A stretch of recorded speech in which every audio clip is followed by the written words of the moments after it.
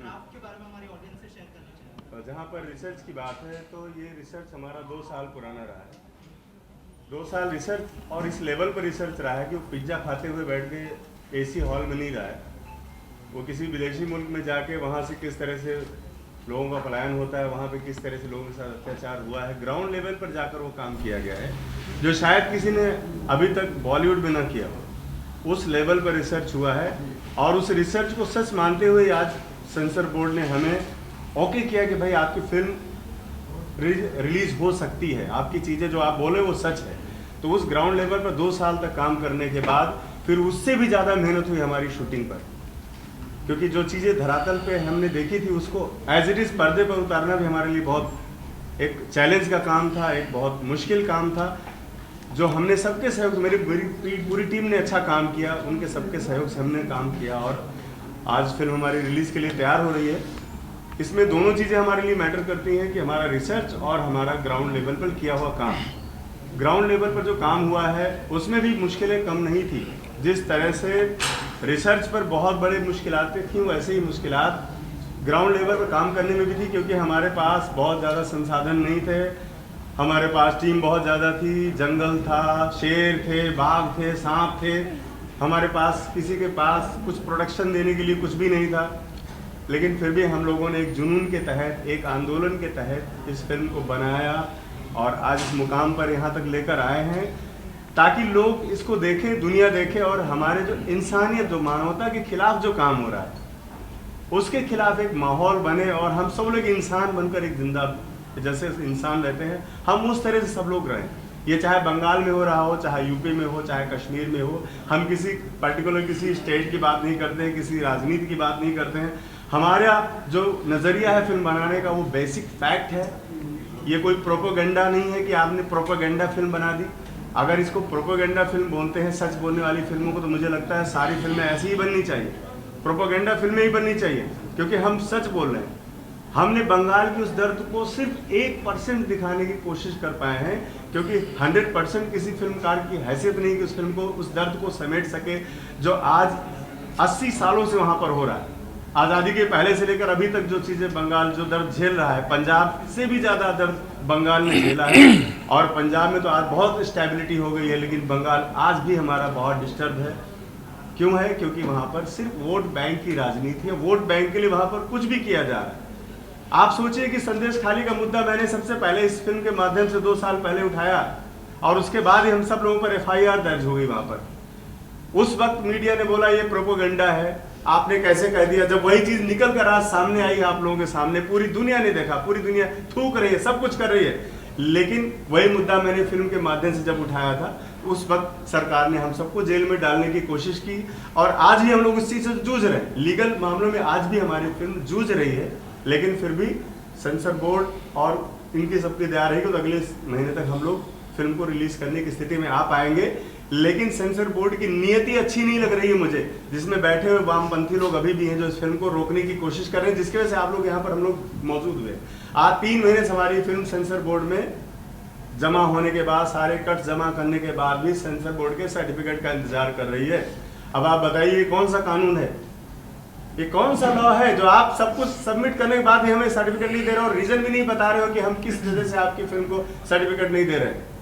ये क्या तरीका है आपका?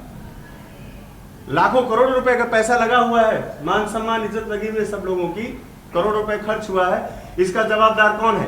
कौन सेंसर बोर्ड इसका जवाबदार है? कौन लेगा इसकी जवाबदेही जब हमारी फिल्म सही समय पर रिलीज नहीं हो पा रही? आज हम 3 महीने लेट हो चुके हैं इस फिल्म को लेकर के, आज हम यहाँ पर मौजूद हैं। ये दर्द है, एक देश के लिए, हम समाज के लिए काम कर रहे हैं। उस समाज के काम में अगर हमारे साथ इस तरह से मिसबिहेव हो रहा है, हम सही समय पर नहीं आ पा रहे हैं, हमारी चीजें सही समय पर नहीं आ रही, इसका दोषी कौन है? क्या हमारे पैसों की भरपाई करेगा सेंसर बोर्ड? क्या ये आप लोग बताइए मुझे। आज इस मुद्दे से हम लोग यहाँ पर बैठे, कोई रीजन नहीं बता रहे हैं। वो लोग बोले सब ठीक है, हमारे यहाँ जमा है। अरे जमा है तो दो सर्टिफिकेट दो। हम 1.5 महीने से चिल्ला रहे हैं हमें सर्टिफिकेट दो भैया, फिल्म रिलीज करनी है। बाद में हमारे पास जब कोई नहीं बचेगा तो हम कहाँ से फिल्म को लेकर के आएंगे मार्केट में? जाहिर सी बात, इसके पीछे पाकिस्तान और सारे लोग काम कर रहे हैं जो हमारे फिल्म के अगेंस्ट में है, जो हमारे देश के अगेंस्ट में है, जो मानवता के अगेंस्ट में है। इंसानियत के लिए हमने अगर फिल्म बनाई है, अगर इसके अगेंस्ट में कोई जा रहा है तो जाहिर सी बात है कि वो हमारे देश के खिलाफ है, वो चाहे सेंसर बोर्ड ही क्यों ना हो। आज सरकार इतना अच्छा काम कर रही है, लेकिन सरकार को भी जरूरत है कि ऐसे लोगों को चिन्हित करने के लिए कि जो राष्ट्रवादी फिल्मों को, जो सच बोलने का मादा उठाए आज 70 सालों के बाद, ऐसी फिल्मों को बाहर आने के लिए कौन रोक रहा है, कौन ऐसी ताकत है जो रोक रही है, उस पर भी ध्यान देने की जरूरत है। और वही आवाज उठाने के लिए आज हम सारे लोग यहाँ पर इकट्ठा हुए। सुनो जी, आपने शुरुआत की जी, आपने शुरुआत की ना कि कैसे आपने रिसर्च किया। जी हाँ, जैसे आप रिसर्च सबका उपयोग करते हैं। कोई इशू नहीं, बैठने से कोई फर्क नहीं पड़ता, बात पहुंचनी चाहिए। जी सर, आपने प्रेस कॉन्फ्रेंस की शुरुआत की हाँ जी। रिसर्च इस विषय पे। जी, जैसे आप रिसर्च शब्द का इस्तेमाल करते हैं तो जाहिर है आपके रिसर्च में जो भी कुछ एक फाइंडिंग होगी, कुछ डेटा होगा, उसके बारे में आप बता सकते हैं कि आपकी रिसर्च में क्या फाइंडिंग है, क्या डेटा है? देखिए, जो फाइंडिंग और डेटा हमारे पास रिसर्च का था वो हमने सब सेंसर बोर्ड के सामने रखा। सेंसर बोर्ड ने उसको एक्सेप्ट किया, उसकी कमेटी ने पहले रिजेक्ट किया, दूसरी बार फिर जब फिर से कमेटी बैठी तो उन्होंने एक्सेप्ट किया कि हाँ आप जो बोल रहे हो वो सच है, क्योंकि वो मैं जानना चाहता हूँ सेंसर CPFC तो बाद में आता है। हाँ जी, बट आपने जो रिसर्च किया उसके रिसर्च के अनुसार क्या कंक्लूजन हुआ, क्या इशू है, उस पर कुछ डेटा है, पॉजिटिव है कि देखिए मेरा मकसद फिल्म को बनाना था, उस आवाज़ को उठाना था जो विदेशों में बहुत कम लोग, चंद लोग जो दूसरे धर्मों के बचे हुए उनके साथ जो अत्याचार हो रहा है, मुझे उस आवाज़ को उठाना था। वो चाहे पाकिस्तान हो, चाहे बांग्लादेश हो, चाहे अफगानिस्तान हो, जहाँ पर माइनॉरिटी, जहाँ पर 24% 22% लोग रहते थे, वहाँ पर 1-2% लोग बचे हैं खाली, बाकी 22% कहाँ गए। ये हमारी फिल्म की कहानी है, ये हमारी फिल्म का थॉट ही है कि 22% लोग कहाँ गए। फॉरेन कंट्रीज का है, वहाँ तो डेटा अवेलेबल है। हाँ जी, तो हर न्यूज़ में आता ही। जी बिल्कुल, इसलिए ये जरूरी है। डेटा सर आपके पास यहाँ पर, सर डेटा यहाँ पर आपके पास हाई कोर्ट, सुप्रीम कोर्ट में इतना भरा हुआ है, जिस बेस पर मैंने फिल्म को बनाया हुआ है कि ऐसी 2-4 हज़ार फिल्में बन जाएंगी। इतना डेटा, इतना मानवाधिकार के पास इतना डेटा भरा हुआ है। मैंने उन्हीं से रेफरेंस लिया है और ग्राउंड लेवल पर जाकर उन चीज़ों को चेक किया है, तब मैंने फिल्म में उसको रखा है। मैंने विशेष तौर पर मानवाधिकार आयोग और जो हाई कोर्ट, सुप्रीम कोर्ट में सबमिट की गई हुई याचिकाएं हैं, मैंने उनके आधार पर काम किया है और इस फिल्म को मैंने बनाया। तो ऑब्वियसली जो हमारे हिंदू भाई हैं जो नेबरिंग कंट्रीज में हुआ परसिक्यूटेड, जी, तो उनका तो खैर इट्स अ सैड रियलिटी। लेकिन जो बंगाल में शायद और असम में भी जो ज़्यादा एक मैं कहूँगा प्रेसिंग इशू रहा है इतने सालों से, वो वही रहा है रोहिंग्यास का, इलीगल बिल्कुल माइग्रेंट्स का। हाँ बिल्कुल है। तो क्या ये फिल्म उस पर भी टच करती है? बिल्कुल वही है, टच नहीं करती, इन सारी चीज़ों को टच करती है। विदेशों में जो हो रहा है उसको भी टच करती है, और उसके बाद वही जो माइनॉरिटीज़ यहाँ पर आती है उसके साथ क्या हाल हो रहा है, और रोहिंग्या आते हैं तो उनके साथ क्या हाल हो रहा है। जो वहाँ के लोग आते हैं वो चूँकि बहुत गिने चुने चंद लोग, उनका कोई वोट बैंक है नहीं, तो उनको कचरे में फेंक दिया जाता है। लेकिन जो वहाँ से जो लोग आते हैं जिनके पास एक पहनने के लिए कपड़ा है, जिनके पास एक लोटा है, गरीब लोग हैं, एकदम निर्धन हैं, लेकिन फिर भी उनको दामाद जैसा बनाया जा रहा है, यहाँ पर बिठाया जा रहा है, और उसके बाद उनको जब सरकारी सहूलियत मिल जाती है तो वही लोग पूरे देश में क्या करते हैं ये बताने की जरूरत नहीं। आप लोग मीडिया के लोग हैं, सबके पास आंकड़े मौजूद होंगे। चुनाव से पहले इस फिल्म को लेकर आप आए हो और रिलीज की बात कर रहे हो, अगर सेंसर बोर्ड की तरफ से इस चुनाव से नहीं मिलता है प्रस्तुति तो क्या करेंगे? चुनाव से क्या मतलब है? क्योंकि ये फिल्म कहीं ना कहीं प्रोपेगेंडा नहीं करती है। चुनाव इसके बाद भी तो होंगे, इस फिल्म के रिलीज के बाद भी तो चुनाव होंगे, तब क्या करोगे आप?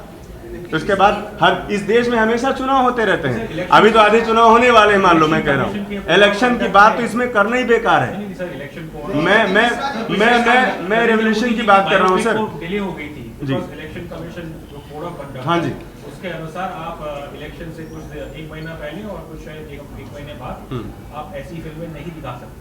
तो उस हिसाब से मतलब शायद इसलिए मेरे ख्याल से आपको लगता है CPFC भी टेंशन में होगा, क्योंकि वो भी शायद इलेक्शन कमीशन से अपडेट चाह रहा है। नहीं तो हमें फिर अप्रूव क्यों किया है? सेंसर बोर्ड ने हमें अप्रूव क्यों किया कि आपकी फिल्म रिलीज के लिए रेडी है? मुझे इसका जवाब चाहिए सेंसर बोर्ड से कि हमें अप्रूव क्यों किया। अगर अप्रूव किया तो मुझे सर्टिफिकेट चाहिए फिर। कोई भी जी करेगा आपने सब परमिशन लेके हाँ। हाई कोर्ट से सबसे डेटा लेके दिया है, बिल्कुल। लेकिन जब आपने ट्रेलर लॉन्च किया था तो आपके खिलाफ नोटिस जारी हुई थी हाँ, बंगाल पुलिस से। हाँ। उसमें अब ऑर्डर भी आ गया है। हाँ। और ऐसे में अब आप फिल्म को रिलीज करने की बात कर रहे हैं, क्या वजह मानते हैं कि सेंसर बोर्ड कहीं ना कहीं लोकसभा चुनाव को ध्यान रखते, क्योंकि ये पर्टिकुलर फिल्म एक राज्य को दर्शाती हुई। मेरा ये मानना है, ये कुछ नहीं है, ये सिर्फ जो अपोजिशन है उनका ये फंडा है कि किसी तरह इस फिल्म को रोक दिया जाए। मैं कह रहा हूँ इलेक्शन के बाद भी आएगी तो बात तो वही होगी ना। हम इलेक्शन से 3 महीने पहले फिल्म को रिलीज करना चाह रहे हैं, हमको इलेक्शन से मतलब नहीं, हमें मतलब है कि हम जो मेरा टारगेट ओरिएंटेड जो हमारा ऑडियंस है मैं वहाँ तक पहुँचूँ और हमारे जो पैसे लगे हुए हैं वो भी वापस आए, क्योंकि ब्याज पे लिया हुआ पैसा है, कई करोड़ ब्याज पे लिया हुआ पैसा है। और सीए बाद में लागू हुआ है। जी, सीए बाद में लागू हुआ, अच्छी बात है, लेकिन बंगाल में लागू हो गया है कि नहीं ये भी नहीं पता मुझे, क्योंकि वहाँ से तो मुझे सुनने में आ रहा है कि हम सीए लागू नहीं करेंगे, ऐसी बातें सुनने में आ रही है। तो इस पर भी हम लोग क्यों नहीं कभी सवाल उठाते कि पूरे देश दुनिया में जिस कानून की ज़रूरत है, हमारी फिल्म सीए एनआरसी कानून का सबसे बड़ा पक्षधर हमारी फिल्म है। हम उस आवाज़ को लेकर आ रहे हैं कि क्यों ज़रूरत पड़ी इस कानून की। और जो संसद में अगर माननीय अमित शाह जी ने जो बोला है, जो बात किया है, वो इतना दर्दनाक क्यों है, उसकी वजह मैं दिखा रहा हूँ इस फिल्म में ना, और वो ऑथेंटिकल है। वो वजह सब आप लोग भी जान सकते हो, अगर आप देश दुनिया देखना चाहते हो तो वो चीज़ें आज भी आपके आसपास मौजूद है। तो मैं ऐसा नहीं कह सकता इलेक्शन में मुझे कोई इलेक्शन थोड़े लड़ना है कि मैं वहाँ जाके चुनाव लड़ने लगूंगा। और नहीं सुनिए सर, विपक्ष की मैं नहीं बात करता हूँ सर, मैं कह रहा हूँ पॉलिटिक्स इलेक्शन से इस फिल्म का क्या लेना देना। ना हम कोई राजनीति कर रहे हैं, ना हम इलेक्शन लड़ने जा रहे हैं, ना बीजेपी ने उसने फंडिंग की है कोई कि मैं उसको फायदा पहुंचाने जा रहा हूं। अगर बीजेपी फंडिंग करती तो हम लोग साल भर पैसे मांगने के लिए नहीं घूमते रहते कि भैया फिल्म के पैसे दो तो हमको। और अगर फिल्म में हमने फंडिंग विदेशी बीजेपी की फंडिंग होती, आरएसएस की फंडिंग होती, तो ये पिक्चर 500 करोड़ की बनी होती। इस फिल्म में अक्षय कुमार, सलमान खान जैसे लोग होते। हम न्यू कमर थिएटर आर्टिस्ट को लेकर फिल्म नहीं बनाते सर। आप इस बात को भी समझिए, मेरी दर्द को समझिए आप। फिल्म के प्रोड्यूसर से कहना चाहूंगा सर, आपसे जानना चाहूंगा इस तरह के जो सब्जेक्ट है उसको बैक करना कितना इम्पोर्टेंट है, और क्या कहना चाहेंगे जब आपको पहली बार इसके बारे में बताया तो क्या रिएक्शन था आपका, कब एग्री हुए आप इस तरह के सब्जेक्ट में पैसा इन्वेस्ट करने के? देखिए, मैं पहले अपना परिचय दे दूं। मैं पहले वसीम रिजवी था और शिया सेंट्रल वक्फ बोर्ड उत्तर प्रदेश का 4 बार अध्यक्ष रहा हूँ, 2 बार दर्जा राज मंत्री रहा हूँ, और कुछ स्थितियाँ ऐसी आई, चाहे वो राम मंदिर का इशू हो, उसमें भी मैं पक्षकार था, और ऐसा टकराव पैदा हुआ जिस धर्म से मैं ताल्लुक़ रखता था, इस्लाम से, तो मुझे इस्लाम से निकाला गया। मैंने सनातन धर्म को इख्तियार किया। अब मैं जितेंद्र नारायण सिंह हूँ। ये इशू जो है ये हमारी film the diary of West Bengal का है, और इस इशू को हम उससे नहीं जोड़ना चाहते, वो दुनिया जानती है। देखिए, the diary of West Bengal एक ऐसी फिल्म है, आप इसको एक बंगाल से जोड़कर नहीं देख सकते। ये एक पूरे देश की समस्या है जो बंगाल से पैदा की जा रही है। बंगाल में पैदा करके उसको परवरिश दी जा रही है, वो है रोहिंग्यास। वो कट्टरपंथी लोग जो भारत के अंदर आकर जिहाद जैसा इश्यूज के ऊपर काम करते हैं, या भारत के अंदर आकर गजवाए हिंद की बात करते हैं, उस तरह के इश्यूज के ऊपर हमारी ये फिल्म है the diary of West Bengal, जो उसको एक्सपोज करती है। ये बंगाल का रास्ता इसलिए है क्योंकि घुसपैठ वहां से हो रही है, वहां पर हुकूमत, हम साफ नाम लेना चाहते हैं, मैं डरता नहीं हूं, मैं आज तक किसी से नहीं डरा। मेरे ऊपर 5 करोड़ का गर्दन काटने का इनाम भी है। वो इसी बात पर है कि मैंने जिस धर्म में मैं था, मैंने उस धर्म को आगे रिफॉर्म करने की बात कही थी कि हमारे बच्चों का फ्यूचर इस कट्टरपंथी मानसिकता में नहीं है, इसको रिफॉर्म करो, नई चीजें लाओ जिससे हमारे बच्चों का भविष्य बने, ना कि हम उन पे दाढ़ी और टोपी रखकर उनको एक कट्टरपंथी मानसिकता का व्यक्ति बना दे जो जिहाद के लिए लड़े। देश के लिए लड़ने की बात अगर पड़ती है तो देश के लिए लड़ने के लिए सामने आओ। जिहाद क्या होता है? पूरी दुनिया जिहाद जैसे बीमारी से ग्रस्त है, ये एक प्रॉब्लम है। लेकिन जब इस फिल्म को हम बना रहे थे तो हमने इस पर रिसर्च की। इश्यूज ये आए कि ममता की हुकूमत जो बंगाल में है वो वही काम कर रही है जैसे कि कश्मीर में हुआ। आज वहां के हालात इतने खराब क्यों हैं? रोहिंग्याज वहां आते हैं, वो एक आबादी बनाकर रहते हैं, उनको सरकारी सहूलियतें दी जाती हैं, उनके आधार कार्ड, पैन कार्ड, सारी चीज़ें बनाई जाती हैं और उनको इंडियन नेशनलिटी देकर जब वो इस लायक हो जाते हैं कि पूरे देश में मूवमेंट कर पाए तो वो बंगाल छोड़कर पूरे देश की तरफ फैलते हैं। ये है बंगाल में रोहिंग्या का वो पैटर्न जिस पर ममता इन्वॉल्व है। ममता की राजनीति खाली बंगाल में हिंदुओं को नुकसान नहीं पहुंचा रही, बंगाल को बारूद का ढेर उन्होंने हिंदुओं के लिए सिर्फ नहीं बना रखा है, वो देश के लिए खतरा है। ममता जैसी हुकूमत जो रोहिंग्यास के रहमो करम पर चल रही है, जो विदेशी कट्टरपंथी इस्लामिक संगठनों के पॉलिसी को अडॉप्ट किए हुए है, ये उनकी वो राजनीति खाली बंगाल के लिए नहीं है, देश के लिए है। हमने इस फिल्म के माध्यम से वो सवाल पैदा किया है जिसको आम प्रोड्यूसर, आम डायरेक्टर या आम कलाकार करने को तैयार भी नहीं होता। हमारे कलाकारों ने जिन्होंने इसमें एक्ट किया है उन्हीं ने भी हिम्मत का काम किया है, क्योंकि जब भी हम किसी से बात करते थे, स्टोरी बताते थे, लोग डर जाते थे। नहीं, क्यों? ममता से इतनी एक डर का माहौल क्यों है? हमने सिर्फ नाम एक्सपोज किया था कि हम डायरी ऑफ वेस्ट बंगाल बना रहे हैं तो हमारे ऊपर, हमारे डायरेक्टर साहब के ऊपर एफआईआर हो गई। हम किसी एफआईआर से नहीं डरते, न मौत से डरते हैं, इस तरह के फतवों से भी नहीं डरते जो फतवा हमको मिला। हम दिल्ली, बॉम्बे में सेंसर करा रहे थे, तब हमारी मेल पर एक फतवा आया। उस फतवे में वो फतवा था जामिया दारुल उलूम कराची पाकिस्तान का। उस फतवे में मुझको मारने की धमकी दी गई, जिसमें कहा गया कि तुम्हारे सर काटने का फतवा पहले ही जारी किया जा चुका है, जो तुम्हारे जिंदा रहते तक वो बाकी रहने वाला है। ये मुझे धमकाया गया। फिर ये कहा गया कि जो ये फिल्म है the diary of West Bengal, ये ममता जैसी अच्छी हुकूमतों को बदनाम करने के लिए। बड़ा सोचने की बात यह है कि ममता जैसी अच्छी हुकूमत जिसको पाकिस्तान से आए फतवे में मोहर दी जा रही है, प्रूव किया जा रहा है कि वो अच्छी हुकूमत है, तो अगर ममता पाकिस्तान के लिए अच्छी है तो जरूर इस देश के लिए खतरा है, हिंदुओं के लिए खतरा है। और वो हो रहा है, वो हो रहा है। वहां पर हिंदू मारे जाते हैं तो उसकी खबर भी नहीं छपती, क्योंकि हर चीज ममता के कंट्रोल में है, वहां की खबरें बाहर नहीं जाती। तो उस फतवे में यह भी लिखा है कि तुम को चेतावनी दी जाती है कि तुम इस फिल्म को रिलीज ना करो, इसमें जो भी तुम्हारा खर्च आया है वो खर्चा रिलीज ना करने के ऐलान के बाद तुमको मिल जाएगा, और तुम इस फिल्म को रिलीज करते हो तो चेतावनी है तुम बड़े नुकसान में जाओगे। तो मारने का तो बात खत्म हो गई, मार तो वो दे नहीं चाहते, पूरा मुस्लिम वर्ल्ड मुझे मारना चाहता है, मेरी हत्या करना चाहता है, तो उससे मैं डरता नहीं, जितनी सांसें हैं उतनी मुझे जीनी। तो अब इस फतवे को हम क्या माने?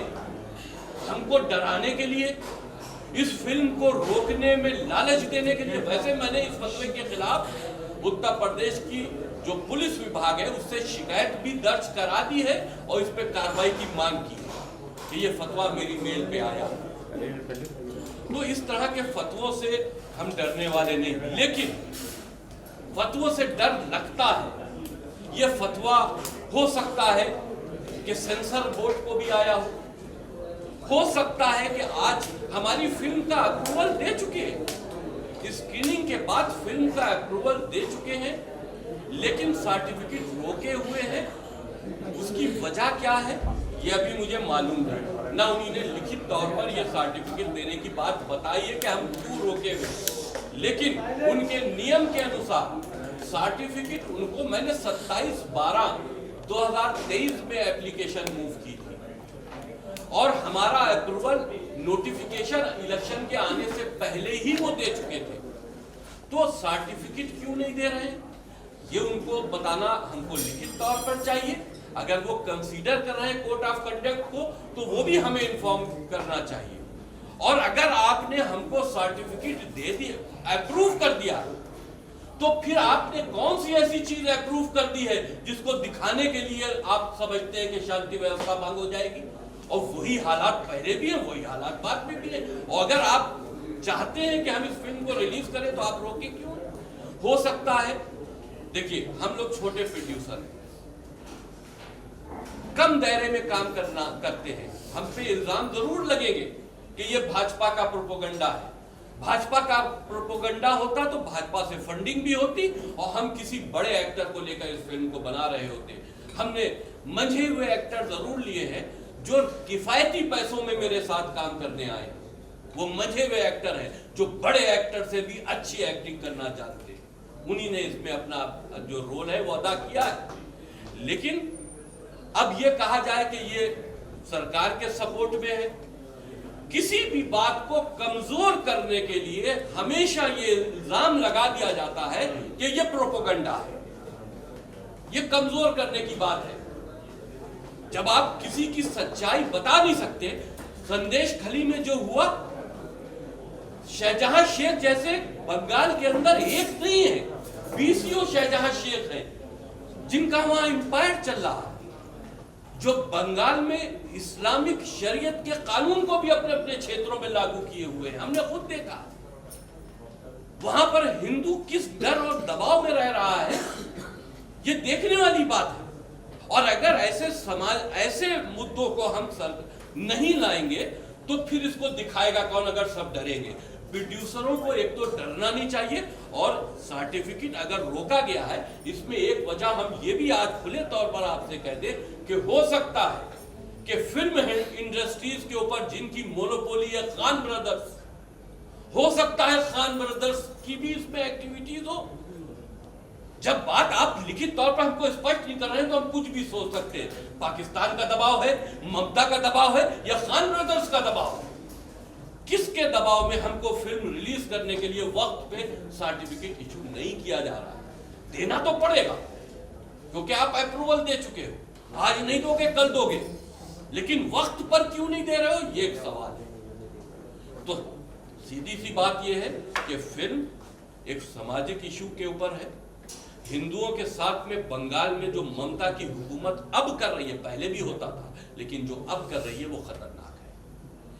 और हिंदुओं की चिता बनाने की वहां तैयारी हो रही है, ये मैंने खुद देखा है।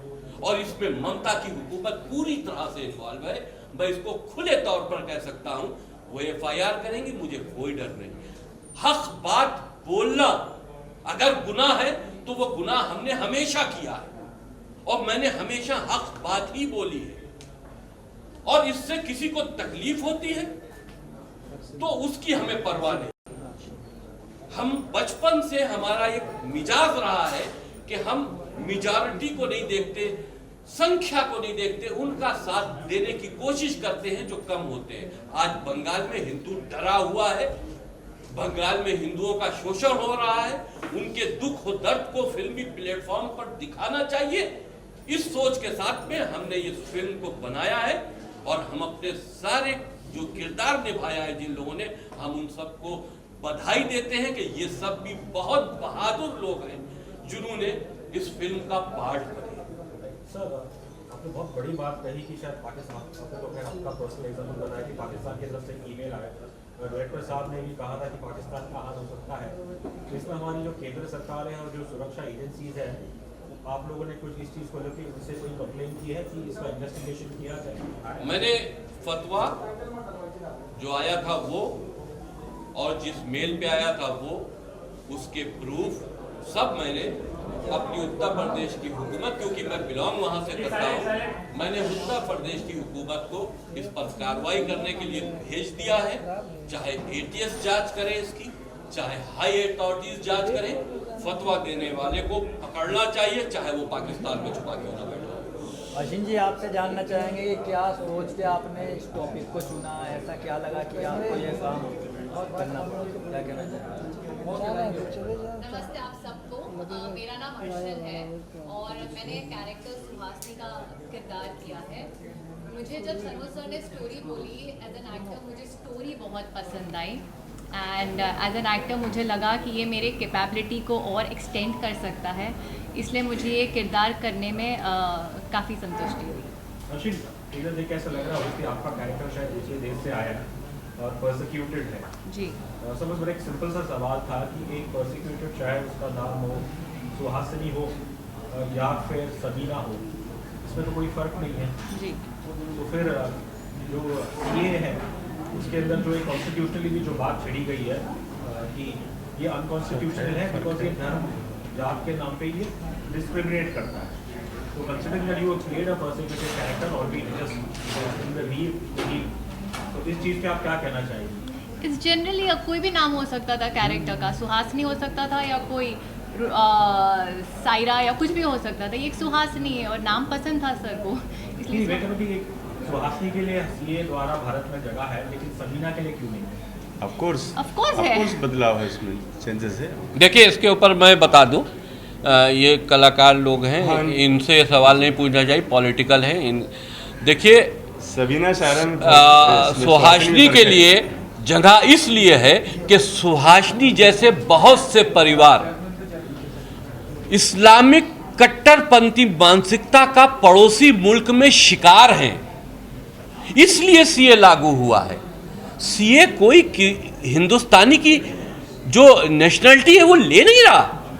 जो सीए के खिलाफ प्रोपेगेंडा होता है, इस पर तो हर हिंदुस्तानी को गर्व करना चाहिए कि हिंदुस्तान जैसे मुल्क ने पड़ोसी मुल्क के उन अल्पसंख्यक, पाकिस्तान ने सीए क्यों नहीं लागू किया?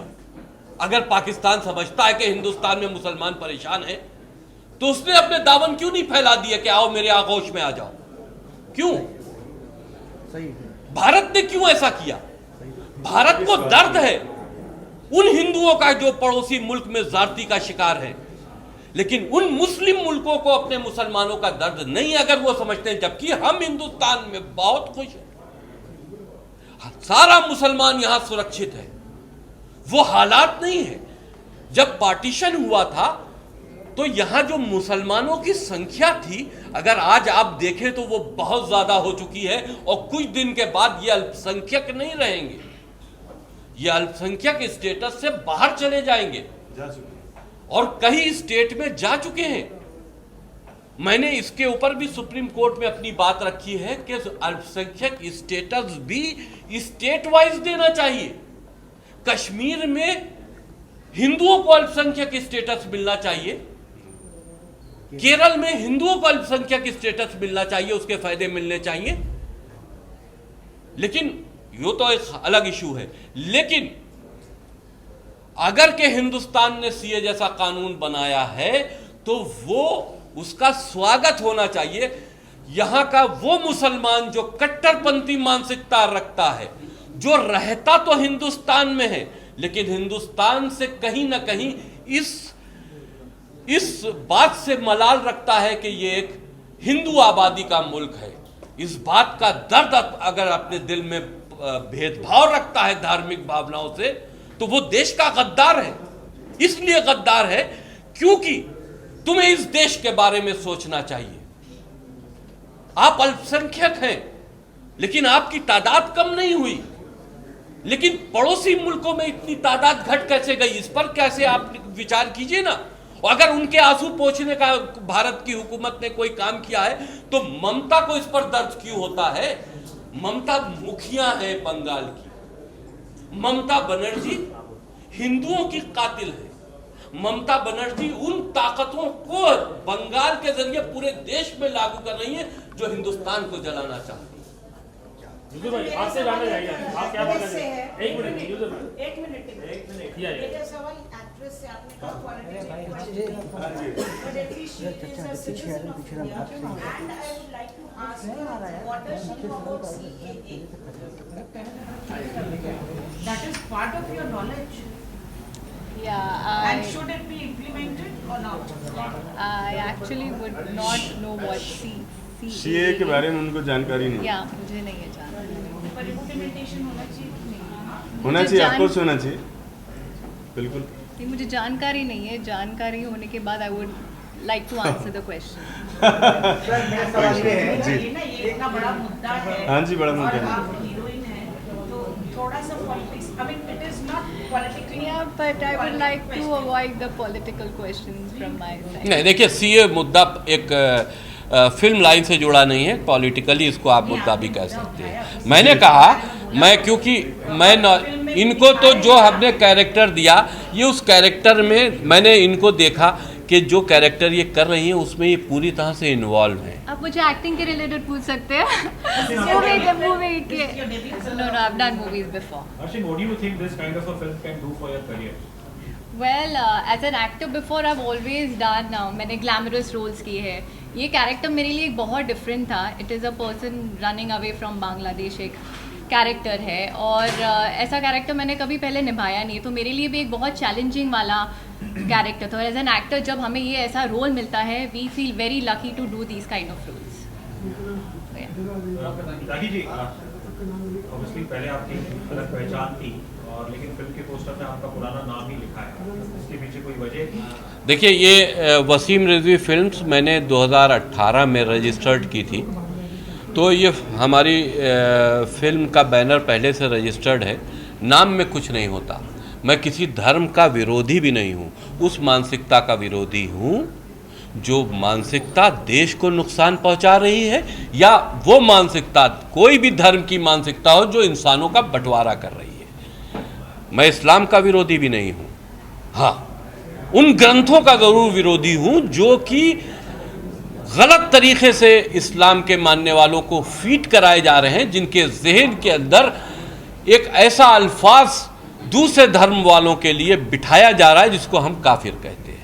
ये नहीं होना चाहिए। Can I ask a simple question from Arshi? Yeah. This film, The Diary of West Bengal, has already, become a controversial film. Right. So, do you think such commercial films will garner eye votes and it will benefit you in the future on par with getting roles? See, as an actor, I would always see different kinds of characters that I get in life, you know. So this kind of character would definitely portray me as an actor because it has a lot of intense things which we haven't done before. तो हमेशा एक लड़की को देख के ऐसा लगता है अरे वाह ग्लैमर है, ये है, वो है. But to this movie, it specifies a lot of struggle of a girl going through a lot of things in her life. So definitely. जैकी जी, मेरी तरफ से एक आखिरी सवाल।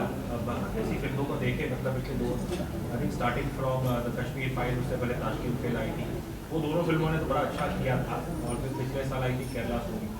लेकिन दुर्भाग्य से जो कॉन्ट्रोवर्शियल सब्जेक्ट्स के ऊपर ढेर सारी फिल्में आई, अभी हाल ही में आई थी रणदीप हुडा की सावरकर, और दुर्भाग्य से फिल्में बॉक्स ऑफिस पे इन 2-3 फिल्मों को छोड़ के बाकी फिल्में कोई नहीं चली है।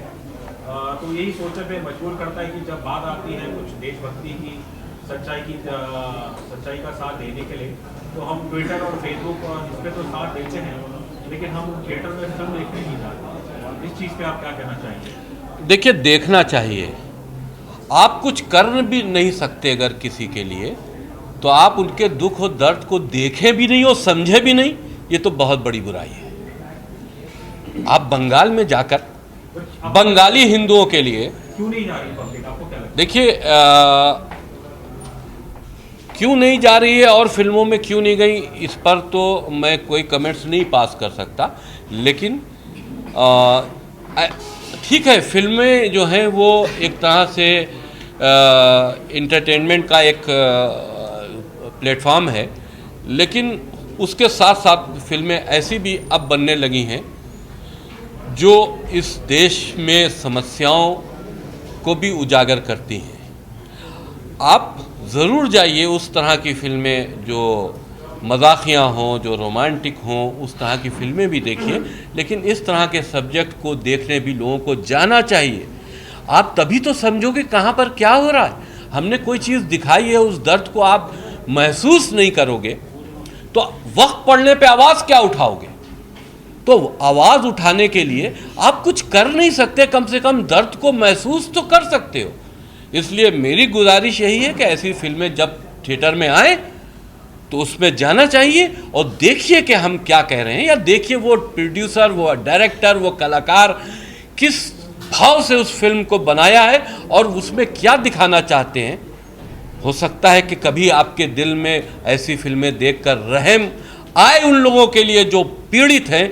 आप अपने घर में एक आवाज़ भी उठाओगे तो शायद वो आवाज़ उनके दर्द को कहीं ना कहीं मदद कर सकती है। सर, आप फिल्म के हीरो हो, आप और मैं जानना चाहता हूँ ट्रेलर स्टोरी के बारे में इस तरह लोग बोला गया, लेकिन सोशल मीडिया ऐसा था कि सब लोग देखने को मजबूर हुआ, पिक्चर को हिट किया, जिसने बोला कि स्टोरी नहीं चलेगा, जिस तरह आपके बात हो रहा है उसी तरह पिक्चर लोग धीरे धीरे लोग देखने गया। क्या लगता है आपको, इस तरह आपको कामयाबी मिलने की कोई रास्ता है, या आप कैरेक्टर के बारे में बताइए? क्यों नहीं रास्ता है, इसमें डेफिनेटली मिलेगा। कामयाबी करेंगे क्योंकि सबने मेहनत करी है इसके अंदर, और हम लोग हमेशा पॉजिटिव रहते हैं कि चलेगी। हम ऐसा कभी नहीं सोचते कि नहीं चलेगी, हमने करा है तो चलेगी, डेफिनेटली चलेगी। और बाकी आपने क्या पूछा मुझसे? आपके रोल किरदार क्या है इसमें? जी, मेरा किरदार इसमें है, इसमें मैं 2 प्ले कर रहा हूँ, अतीक और प्रतीक। पॉजिटिव भी है इसमें, नेगेटिव भी है, और काफ़ी अच्छा कैरेक्टर है इसमें। इस पिक्चर करते समय कुछ डर भी लगा है कि हमारे बापंथी लोग वहाँ पे है, कुछ धमकियाँ आए, इस तरह का रोल कर रहा हूँ मैं, समाज में मुझे किस तरह के लोग दिखाए, कुछ ऐसे कुछ हुआ? नहीं, ऐसे धमकी तो हमें नहीं आई। वी आर एक्टर्स, तो हमारा काम फोकस रहता है एक्टिंग पे। पॉलिटिकली हम लोग नहीं है इन्वॉल्व इसमें। और पर्सनली मैं भी, हम लोग कभी, मैं इन जनरल भी कोई हिंदू, मुस्लिम, सिख, ईसाई उस पर नहीं जाता हूँ। ये स्क्रिप्ट जब सर मेरे पास लेकर आए और उन्होंने पूरी इस पर रिसर्च करा है, कहीं ना कहीं इसमें सच्चाई है, 100% सच्चाई है, इसलिए हमने करी है।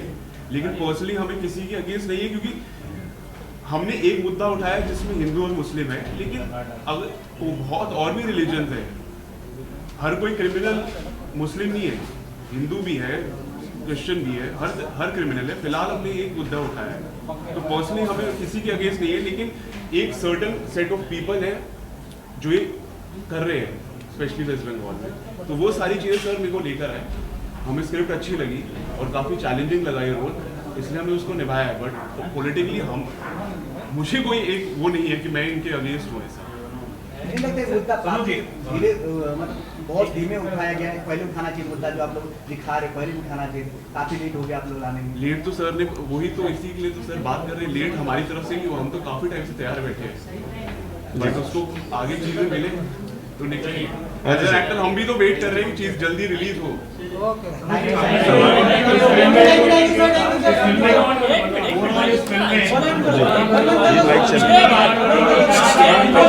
अरे शांति शांति शांति, इन लोगों को भी बिठलवा के ये माइक लेकिन चले, इसको जल्दी जरूरत नहीं। हाँ जी, बोलिए जी। हाँ जी, की फिल्म में कितनी रियलिटी और कितना फिक्शन का इस्तेमाल किया गया? 100% रियलिटी है सर। सर, जैसे सरकारी एजेंसियों पे हमला हो रहा है बंगाल में, उसको कैसे देखते हैं? वो मेरी फिल्म का हिस्सा है, मैंने बताया नहीं, मैंने कोई पार्ट छोड़ा नहीं है, लेकिन हाँ बहुत सारा पार्ट समेटने के चक्कर में हो सकता है कि बहुत ज़्यादा डेप्थ कहीं कहीं ना हो, लेकिन मैंने मुद्दे सारे उठाए हैं, बंगाल से रिलेटेड सारे मुद्दे मैंने उठाए हैं। क्यों उठाए हैं? क्योंकि मैंने वहाँ पर जाकर खुद अपने आप से रिसर्च किया है, और मैं वहाँ पर बहुत साल मैंने बिताया। मैंने बंगला फिल्मों के लिए भी काम किया हुआ है। बंगाल मेरे लिए कोई बांग्लादेश नहीं है, वो मेरे देश का हिस्सा है, मेरा अपना है। बंगाल मेरा खुद का है भाई, ये कोई बाहर विदेशी मुल्क की मैं बात नहीं कर रहा हूँ, लेकिन वहाँ पर अपने लोगों के साथ विदेशियों जैसा बर्ताव हो रहा है, उसके लिए मैंने फिल्म बनाई। मैं गुजारिश करता हूँ अपने दूसरे जो हाँ, मेरे बहुत सारे कलाकार यहाँ पर वो, उनसे भी हम आप लोगों को रूबरू करा दें। आइए अब नेक्स्ट सेशन आप लोग आ जाइए, क्योंकि आप अपने अपने किरदार के बारे में बात कर लें। अब हम लोग आपके बीच से हाँ हट जाते, गुजारिश चाहते हैं कि हम लोग हटे। मैं सबका परिचय करा दूँ। हाँ आइए सर,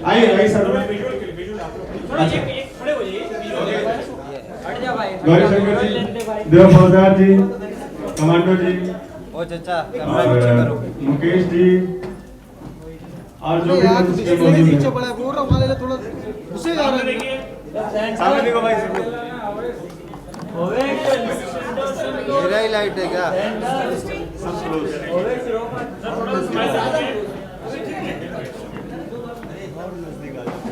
सामने देखिए सर सामने देखिए centre very good thank you. Okay thank you sir आओ नेक्स्ट हाँ अभी मैं सर परिचय करा देता हूँ। आप लोग आ जाइए सेकंड हाँ वही आई करना कर दो ना, कौन मना कर रहा है? ये दीपक सोडा जी है।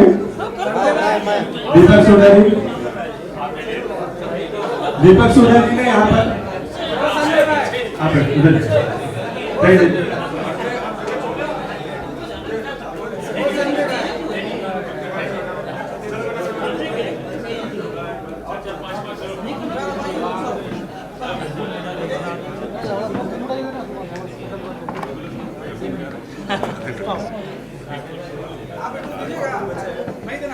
बोलिए।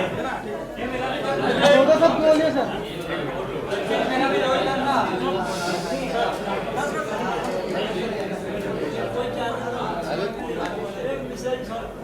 नमस्कार सबको, सत श्री अकाल, आदाब अर्ज है, वड़क्कम।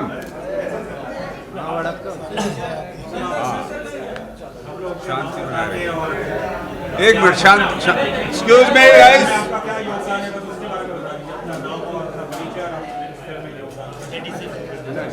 बताइए। सारे पत्रकार बंधुओं को मेरा नमस्कार। और ये फिल्म जैसा कि इसके बारे में बताया जा चुका है, उसमें ज़्यादा जाने की जरूरत नहीं है। I would like to tell about my role as Bhupendra Sarkar. और मैंने एक अपोजिशन लीडर का रोल इसमें किया है और मैं बहुत संतुष्ट हूँ इससे, क्योंकि डायरेक्टर ने जो कुछ मुझसे निकलवाना चाहा वो मैं निकाल के दे पाया हूँ। और मैं ये भी कहना चाहता हूँ आप सब लोगों से कि the director has been very astute and very very wise to utilize all the actors for doing their role. Thank you very much and thanks sir. मेरा नाम देव फौजदार है और बेसिकली मैं 20-21 साल से थिएटर ही कर रहा हूँ। फिल्म में मेरा कोई इंटरेस्ट कभी रहा नहीं और ना अभी कभी है। बट जब सनोज जी मिले, वसीम जी आए और बोले कि हम चाहते हैं कि ये चरित्र आप करें, विशाल एक चरित्र है फिल्म में, तो मैंने कहा मैं तो फिल्म करता ही नहीं हूँ, मैं तो थिएटर ही करता हूँ, पढ़ाता हूँ या ड्रामा में नाटक करता हूँ। तो बट उन्होंने बोला कि नहीं, ये कैरेक्टर हम आपसे चाहते हैं कि आप ही करें। मैंने कहा आपको पक्का पता है कि मैं न्याय कर पाऊँगा? तो उन्होंने बोला कि नहीं, आप ही न्याय कर पाओगे। उसके बाद जस्ट वो वापस आए हमारे थिएटर में ही और बोले कि आपने पूरा न्याय किया है। मैंने कितना कुछ किया है पता नहीं। हाँ, एक छोटा सा इंसिडेंट है कि क्योंकि मैं भी कभी धार्मिक विवादों में नहीं फंसना चाहता, रंगमंच से हूँ, हम लोग की अपनी एक जिम्मेदारियाँ होती हैं समाज के प्रति, पूरी दुनिया के प्रति। तो मैंने इस फिल्म का कभी पोस्टर या ऐसा कुछ स्टेटस अपने फेसबुक सोशल मीडिया पर नहीं लगाया था जिसकी वजह से कहीं कुछ नेगेटिव हो जाए। उसके बहुत सारे कारण थे, लेकिन मैं पढ़ाता हूँ तो उसमें एक स्टूडेंट था जो कि बंगाल से था और इत्तेफाक से मुसलमान भी था। तो मैं उसको ये सारी बातें शेयर कर रहा था तो उसने एक बात कही, बोला कि सर ये बिल्कुल सच है, बंगाल में सच में हिंदुओं के साथ वैसा ही होता आ रहा है। और बोला मैं इस बात का गवाह हूँ। मैंने कहा तुम तो मुसलमान हो? कि सर कोई फ़र्क नहीं पड़ता, वो तो मैं मानव भी। तो कहीं ना कहीं उसके दिमाग में ये भावना थी कि बंगाल में जो कुछ हो रहा है गलत है और दीदी के खिलाफ।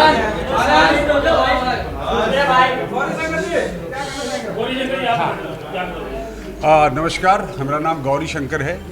मैंने इस फिल्म में गाजी खान का कैरेक्टर किया है जो कि मुख्य अभिनेता, मुख्य खलनायक है। और जो सारे जितनी भी कारस्तानियाँ होती हैं फिल्म में निगेटिव, वो सारा मेरा किया धरा है। रोहिंग्यास को लाना और सारी चीज़ों की व्यवस्थाएं हैं। तो आप इस फिल्म में मुझे देख सकते हैं। बाकी इससे ज़्यादा मैं क्या कह सकता हूँ, बाकी तो फिल्म बताएगी। ट्रेलर में भी आपने देखा ही होगा मुझे। सो मिस्टर छत्रपाल। मेरा नाम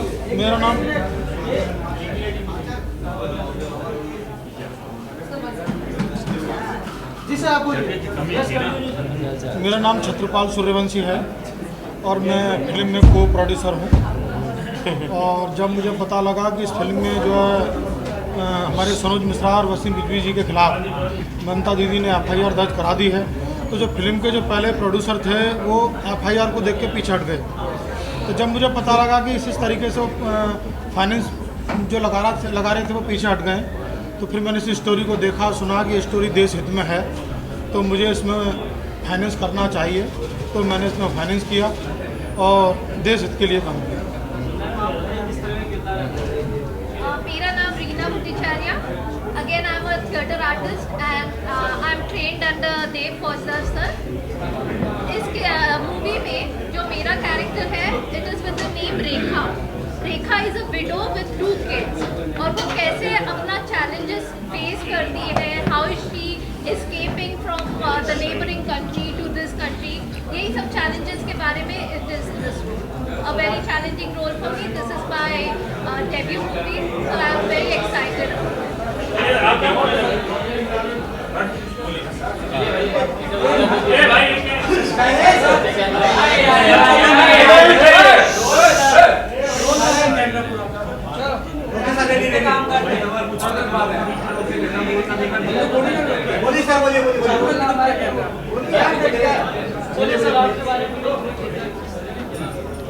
मेरा नाम डॉक्टर चक्रवर्ती है।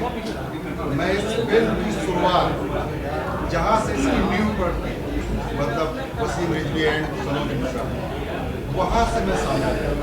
मैंने देखा कि ये जो फिल्म है किस प्रकार से शुरू हुई, और इस फिल्म में मेरा जो रोल है वो एक कमांडर है। बेसिकली किस प्रकार से जो रोहिंग्या हैं यहाँ पर आते हैं, क्या पूरा प्रोसेस वो सारा मेरे द्वारा दिखाया जाए। एक बाइट होना चाहिए।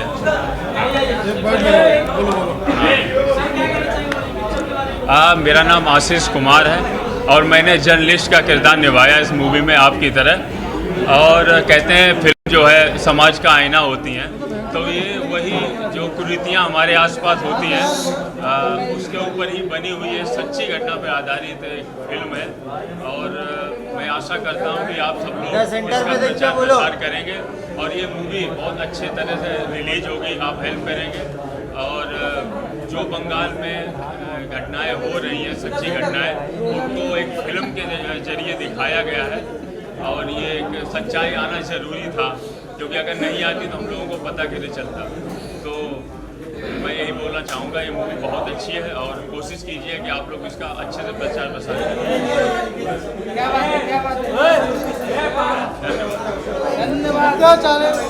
धन्यवाद। रास्ता काटना